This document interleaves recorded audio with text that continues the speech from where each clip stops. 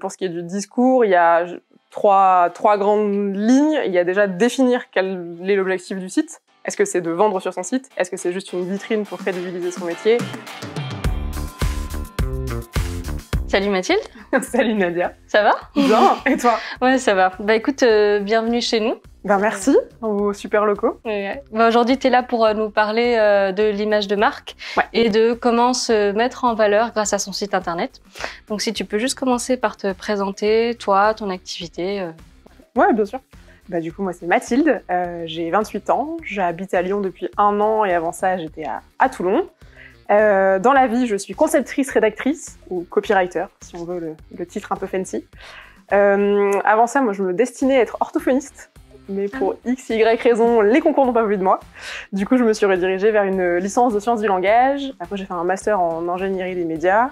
J'ai occupé un poste de content manager pendant 2 ans pour une boîte qui fait de la formation. Et puis après, je me suis mis à mon compte. Ça va bientôt faire 1 an. D'accord, ok. T'en es contente? Ouais, carrément. Ouais, okay.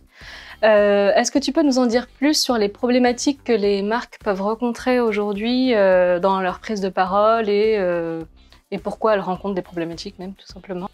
Ouais, bah, y a 2 grandes lignes directrices. Enfin, en tout cas, moi, je constate pour les clients qui viennent me voir, c'est souvent il y a un problème de discours trop flou.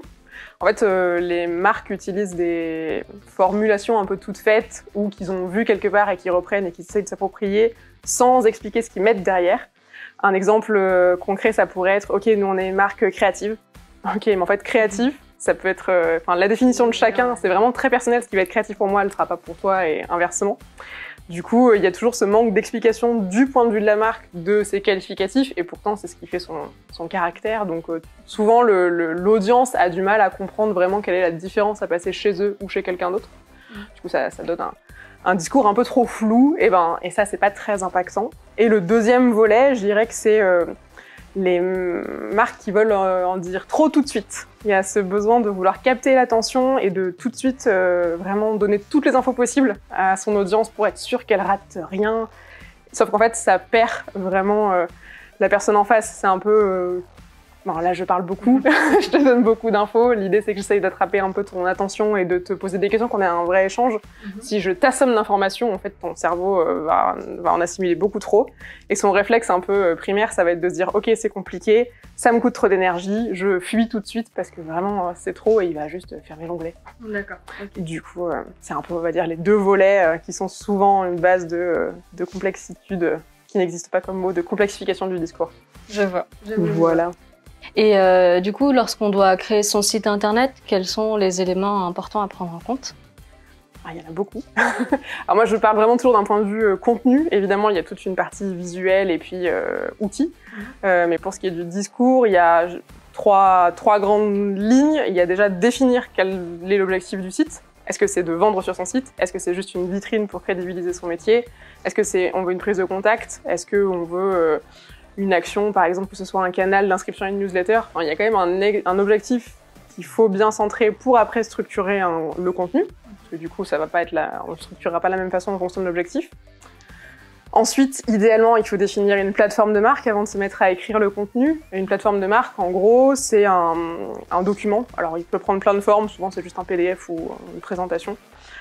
Qui permet de synthétiser, écrit, enfin vraiment avec les bons mots, la mission d'une marque, sa promesse, sa différenciation et son descriptif d'activité au minimum. Idéalement aussi, c'est d'aller chercher le wording qui va vraiment s'axer sur justement les valeurs de la marque et sa mission. Et donc les mots auxquels on veut être associé et les mots auxquels on ne veut pas être associé, par exemple, des expressions, enfin vraiment tout ce qui va construire un discours qui est cohérent avec ce qu'on veut mettre en avant.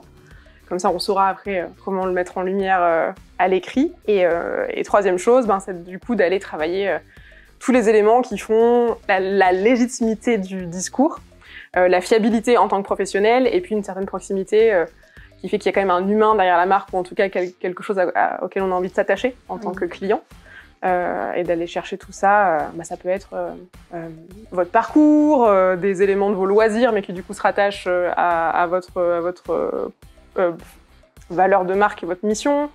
Ça peut être des témoignages clients, ça peut être voilà, tous ces éléments qui vont nourrir le discours et qui du coup permettent de structurer en cohérence après Chaque page de son site, la page d'accueil, la page service, la page à propos, D'accord. avec les bons éléments au bon endroit.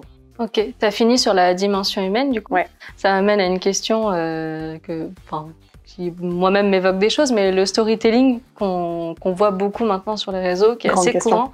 Exactement. Est-ce que c'est important? Est-ce que ça apporte des choses de faire part finalement de choses assez parfois intimes du coup sur les réseaux et, Ouais.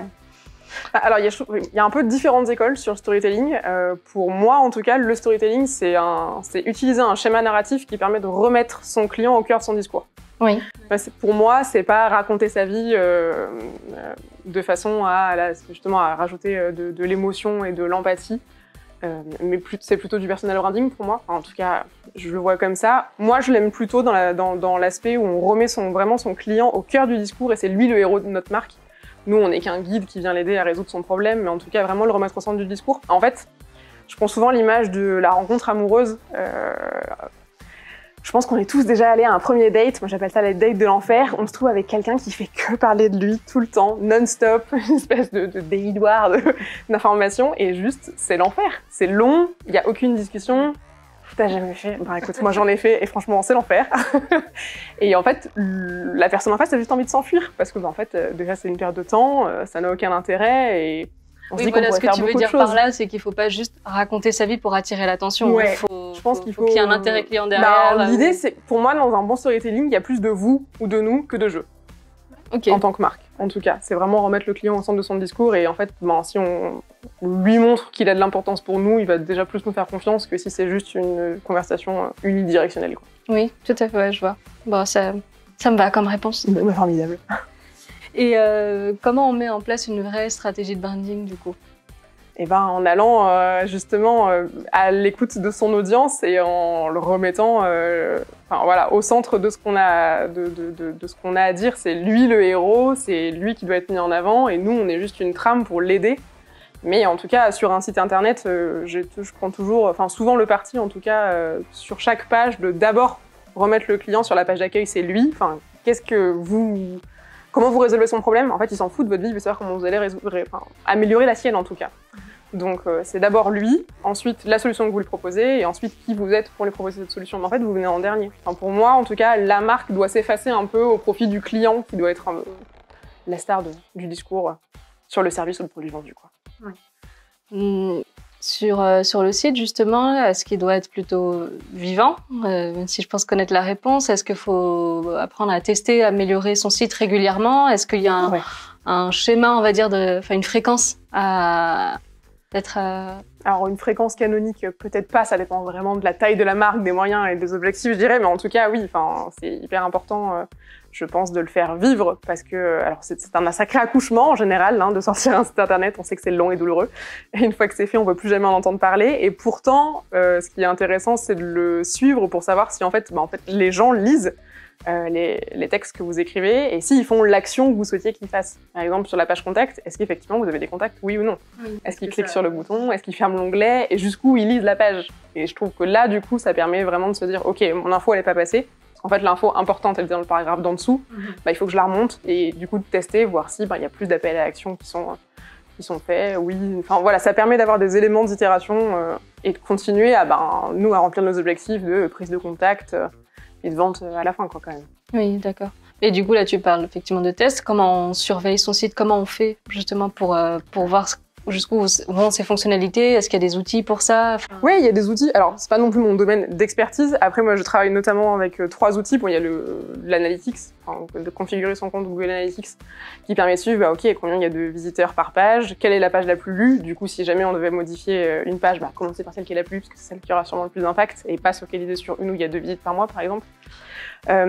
J'utilise aussi Hotjar. Il y a plein d'autres outils, mais en tout cas, ça permet de générer, par exemple, des cartes de chaleur.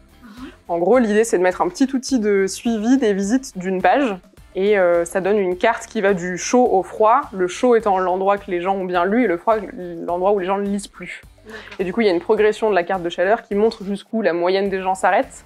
Okay. C'est ce qu'on disait tout à l'heure, ça permet de se dire, ok, en fait, j'en sais rien, mon prix, personne ne le voit jamais. Du coup, peut-être qu'il est attractif parce que j'ai plus des modalités de paiement que je vais remettre en avant. Il faut que je le mette plus haut. Parce que si les gens s'arrêtent avant, ces problématiques, ou au contraire, une super vidéo de témoignages clients à remonter. Enfin voilà, ça permet vraiment d'itérer.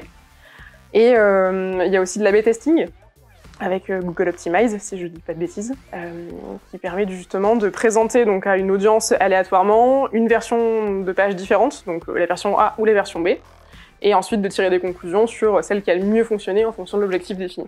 D'accord. Si c'était d'aller à la page suivante, par exemple pour un tunnel de vente, est-ce que la page A fonctionne mieux que la page B? Peut-être que le titre était meilleur, ou voilà, ça permet de... Parfois, on ne sait pas si tel visuel ou tel visuel sera le plus accrocheur, et ben l'idée c'est d'aller le tester. D'accord. Et de se dire, ok, les gens ont plus cliqué, donc c'est que ça doit être celle-ci qui performe le mieux. Ok. Voilà. Et du coup, tes conseils pour quelqu'un qui cherche à développer son image de marque? Je dirais, première étape, c'est vraiment de travailler sa plateforme de marque. C'est vraiment de travailler ce document qui synthétise l'essence de la marque. Et en fait, travailler des bases solides, ça permet forcément de faciliter toutes les prises de parole, qu'elles soient écrites ou orales, à la suite, en sachant exactement quel objectif on a à mener et comment on doit le dire pour que ça fasse écho à son audience. Ok, ouais. Bon, si ça te va, on va démarrer une séquence bullshit, no bullshit. Ok. Je me mets en condition. Totalement. Donc, soigner son image de marque, c'est améliorer la compréhension des services que peut proposer une entreprise. Oui. Ouais. Donc, no bullshit. No bullshit. Les valeurs d'une entreprise, ça se travaille. No bullshit. Ouais. Si tu veux en dire plus ou... Plateforme de marque, hein. Quel mot j'utilise et qu'est-ce que je mets derrière. Ok. Et est-ce qu'il y a une structure à respecter pour faire du storytelling? Oui et non. Oui, je pense que si c'est quelque chose qu'on maîtrise pas et qu'on n'a jamais pratiqué, suivre une structure, c'est bien parce qu'en fait, ça permet de commencer quelque part. Ça rassure, il y a un schéma narratif assez classique des blockbusters américains qui s'applique très bien à un storytelling classique. Et puis après, une fois qu'on a maîtrisé le discours de base, on peut prendre des libertés. Et en fait, in fine, il n'y a que vous, il n'y a que le créateur et l'équipe qui savent le mieux parler de la marque. Vous savez ce que vous voulez en dire, vous savez où vous voulez aller avec. Donc, à un moment, chez vous la grappe et dites un peu ce que vous avez envie de dire. Ça, faut que ça reste aussi du plaisir. Tu leur parles comme ça aux clients? Ouais, j'essaye. Bon, quand même. Non, mais c'est cool. On s'amuse dans ce qu'on fait. Yes. Merci beaucoup d'avoir répondu à ces questions. Avec plaisir. Et puis, dis-nous où on peut te retrouver. Ouais, écoutez, vous pouvez me retrouver soit sur Instagram, alors mon nom d'entreprise c'est Magic Mathilde, du coup c'est aussi mon pseudo sur Instagram, et sinon mon site c'est mathildedavid.fr.